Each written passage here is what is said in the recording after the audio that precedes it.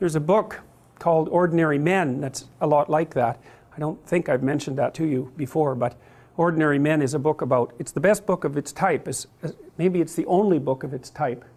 It's possible, but it's plotted much like Breaking Bad in some sense. It's a story about these German policemen in the early stages of World War II. And they were guys who were old enough to be raised in Germany really before the Hitlerian propaganda came out in full force. You know, if you were a teenager, say in the 1930s, you were going to be pulled right into the propaganda machine, and maybe you were part of the Hitler Youth, and like you were raised in that, you know. But if you were older, then you were raised before that, and you're not as amenable to propaganda once you're older than about, well, I would say about 22 or something like that. It's pretty young, actually. If you're going to make a soldier, you have to get a soldier young, because once people are in their early 20s, say, they already have their personality developed. Anyways, these policemen were sent into Poland after the Germans marched through.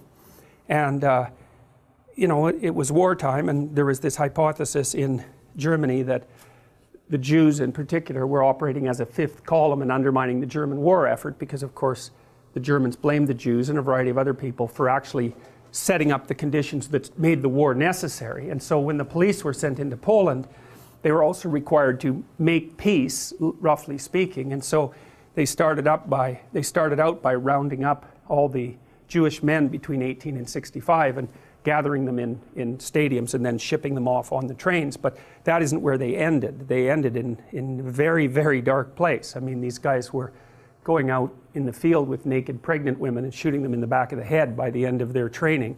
And what's really interesting about that is that their commander told them that they could go home at any time. So this is not one of those examples of people following orders. And the reason they didn't, roughly speaking, there's many reasons, but one of the reasons they didn't is because they didn't think it was comradely, so to speak, to leave the guys they were working with to do all the dirty work and run off.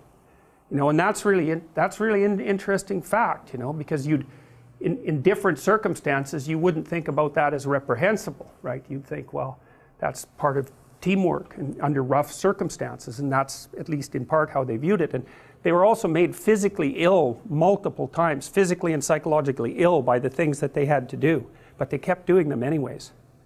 So it's one step at a time, and that's the thing, is that you end up in very bad places one step at a time, so you've got to watch those steps.